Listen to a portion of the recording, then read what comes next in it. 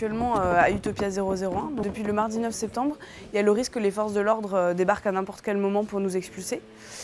Donc à partir de ce moment-là, nous, il faut qu'on se tienne sur nos gardes, qu'on soit prêt à agir dès qu'elles arrivent, à déménager potentiellement 80 personnes d'un claquement de doigts. Donc, ce qui est compliqué en termes logistiques et en termes même émotionnels. Mener les expulsions, ça crée du stress, plus qu'autre chose. Finalement, si on avait une date fixe et qu'on pouvait vraiment s'en tenir à cette date, on se préparerait. Sauf que là, il y a eu une date, la date a été reportée, mais on ne sait pas quand. En termes de profil de personnes qui habitent ici, on a vraiment de tout.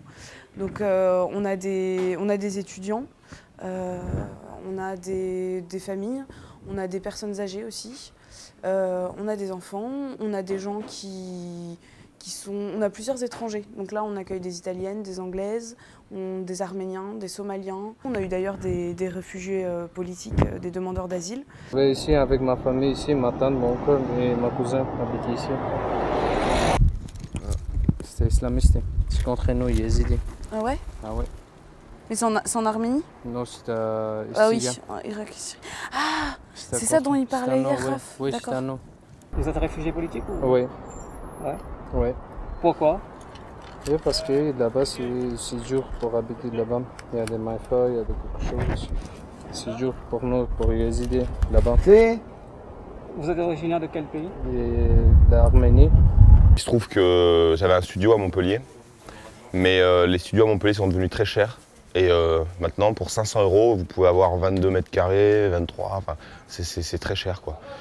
J'ai décidé de quitter mon logement, et puis par bouche à oreille, il y a des gens qui m'ont dit à l'Utopia, tu verras, tu peux être logé au moins par 2 reprises. Alors je suis venu voir, j'ai discuté un peu, et puis au bout d'un mois, j'ai décidé de venir m'installer. Il y a 4 bâtiments, donc ce qui donne environ 1800 mètres carrés de surface habitable, avec une maison de maître qui sert d'habitation et de certains locaux, donc salle de réunion, bibliothèque, café littéraire. Un building de 3 étages où on accueille des hommes au premier étage, des familles au deuxième avec 11 enfants et au 3e étage les femmes seules. Et un rez-de-chaussée qui nous sert d'accueil où on fait l'administratif, etc. Et le parking souterrain qui sert de lieu de bricolage, atelier de réparation de vélos, etc. Dans l'autre aile, on a aussi un espace assez intéressant qu'on appelle la réserverie et qui est un lieu d'échange et de gratuité où les gens viennent déposer tous les vêtements ou les objets qui ne leur servent plus. Chaque personne, elle vient ici, mais pas seulement pour résider. Cet endroit, c'est aussi un tremplin, c'est quelque chose qui permet de rebondir. Donc les gens ils viennent ici se reposer, mais on n'est pas là pour être inactif. On est là pour avancer dans une même dynamique, pour chacun se sortir de tous les problèmes qu'on puisse avoir. Si jamais vous êtes expulsé, alors quelles sont les solutions que vous allez avoir? Les solutions, déjà, c'est faire appel à l'État et aux institutions pour du relogement. Honnêtement, on n'y croit pas trop. C'est-à-dire qu'on sait que peut-être qu'une ou 2 familles vont être relogées, mais pas les 80 personnes qui habitent ici.